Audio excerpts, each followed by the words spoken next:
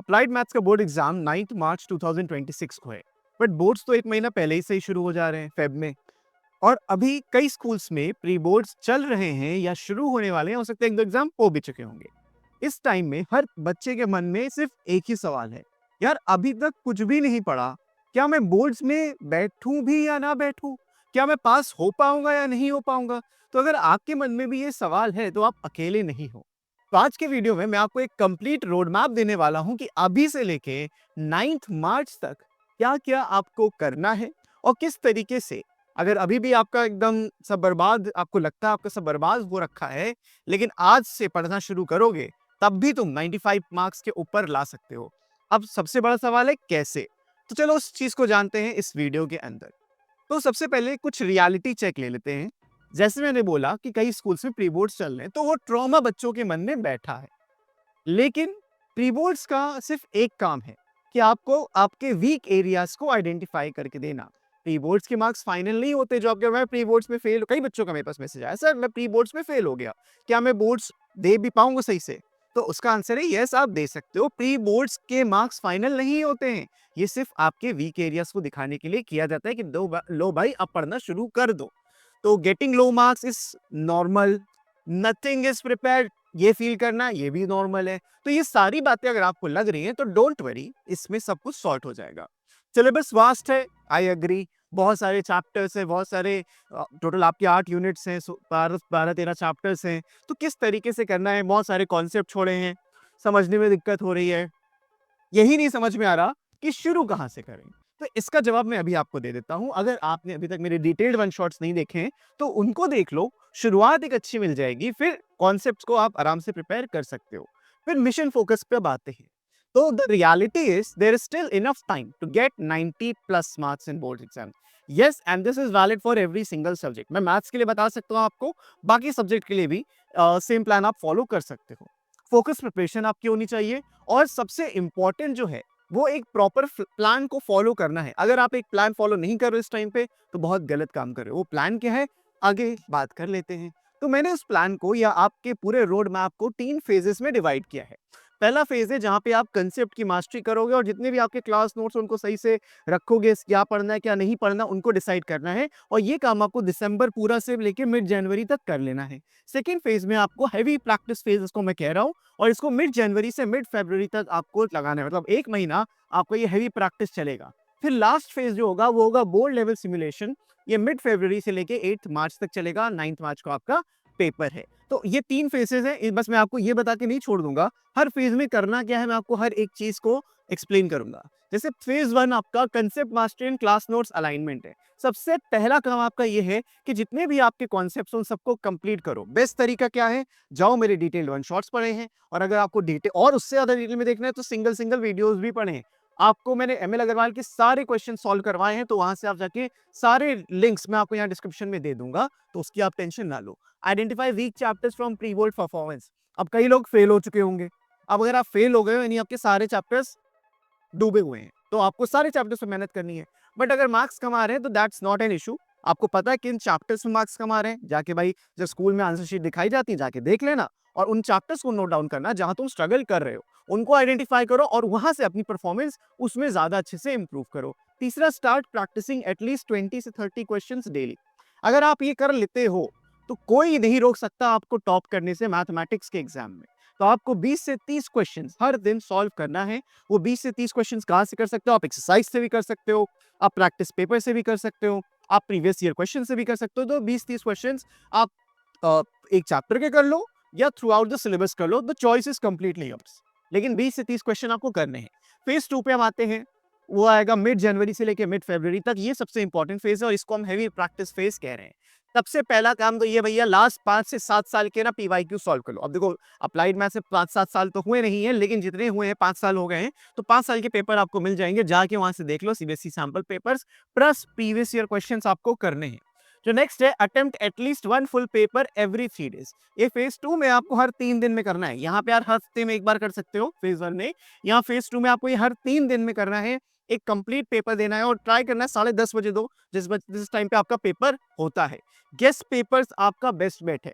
Guest papers कहाँ से लेने बेटा, कहीं से भी ले लो, कोई फर्क नहीं पड़ता। लेकिन अगर आपको एक रिसर्च ओरिएंटेड गेस्ट पेपर्स चाहिए, जैसे मैंने इस आई बटन वाले वीडियो में बना के रखा है, आप देख सकते हो उसको, तो आप उनको पेपर्स को आपको डिस्क्रिप्शन में मिल जाएगा। 3 फेसेस है भाई, जाके देख लो वीडियो, आपको सब समझ में आ जाएगा। तो आप मेरे गेस्ट पेपर्स भी ले सकते हो, या मार्केट में आपको जो भी गेस्ट पेपर लेना है, ओसवाल अच्छा है, आपका अरिहंत अच्छा है, तो एवरी पब्लिशर इज गुड, जहां से आपको बस प्रैक्टिस मिलनी चाहिए। ठीक है, मेरे गेस्ट पेपर से आपको वीडियो सॉल्यूशंस मिलते हैं, तो मैं उसको रिकमेंड जरूर करूंगा, उसको चेकआउट कर सकते हो। Focus on accuracy and steps. CBSE की जो मार्किंग है वो स्टेप बेस्ड है, तो भाई स्टेप स्टेप पे मार्क्स मिलते हैं, स्टेप्स लिखना मत भूलना, उसके आपको मार्क्स मिलेंगे ही मिलेंगे। और इन 3 स्कोरिंग यूनिट्स को बहुत जल्दी पकड़ लो, कैलकुलस, प्रोबेबिलिटी और फाइनेंशियल मैथमेटिक्स। ये बहुत ही हेवी वेटेज है, इससे आप पास हो जाओगे, अच्छे नंबर भी ले आओगे और आपका सब कुछ कंप्लीट हो जाएगा। तो ये शुरू कर दो भाई, अभी बहुत इंपॉर्टेंट है।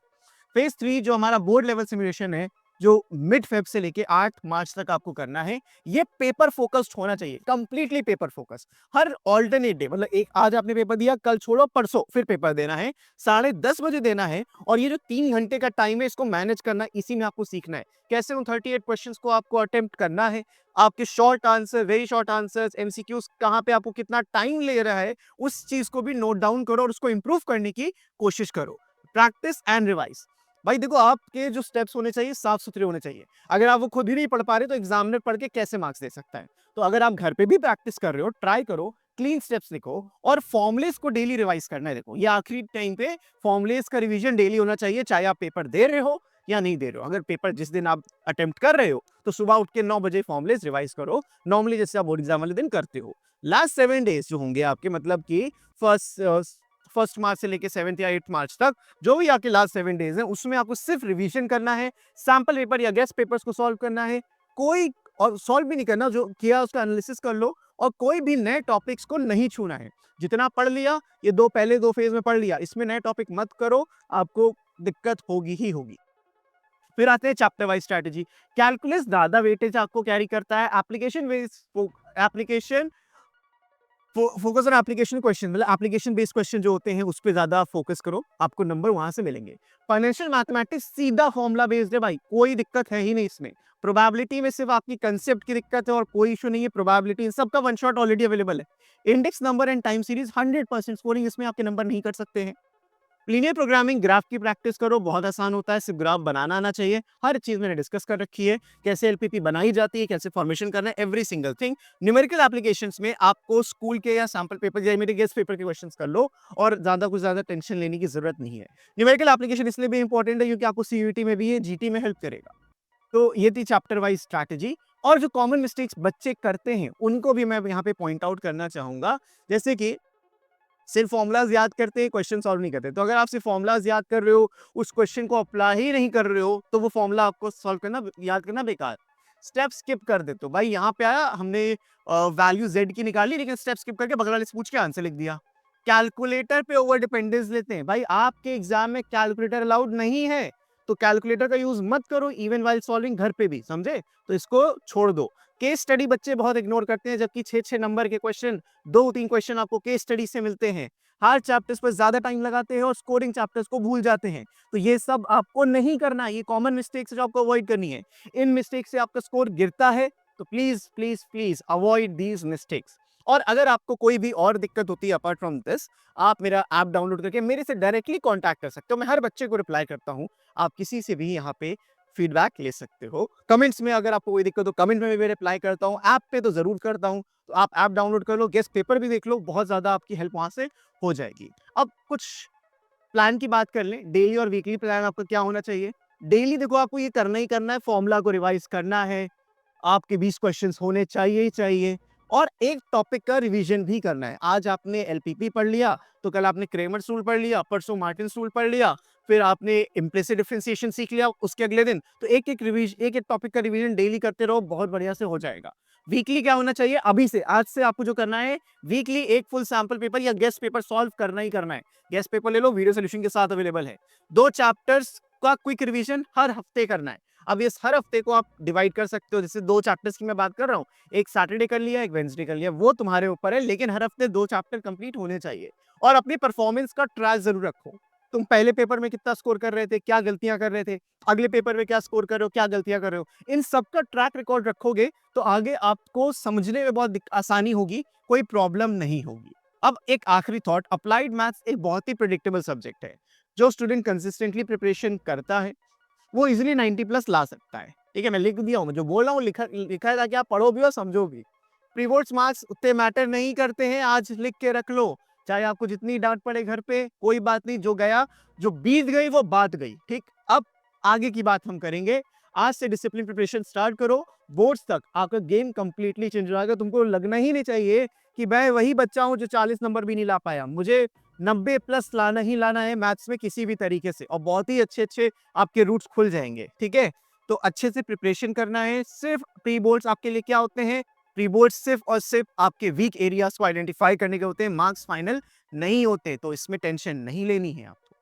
And lastly, all the best to everyone. अगर आपको ये रोड मैप यूजफुल लगा तो लाइक करना, शेयर भी करना और सब्सक्राइब करना मत भूलना, और अपने दो दोस्तों के साथ शेयर करके उनका भी भला करना। अपना तो भला करोगे ही करोगे, उनका भी होना चाहिए। तो सबका साथ सबका विकास करते हुए शेयर जरूर कर देना। तो बच्चों, इस वीडियो के लिए इतना ही। मैं मिलता हूं आपसे नेक्स्ट वीडियो में, तब तक के लिए keep practicing, keep learning, take care and bye bye. और गेस्ट पेपर चेकआउट करना मत भूलना।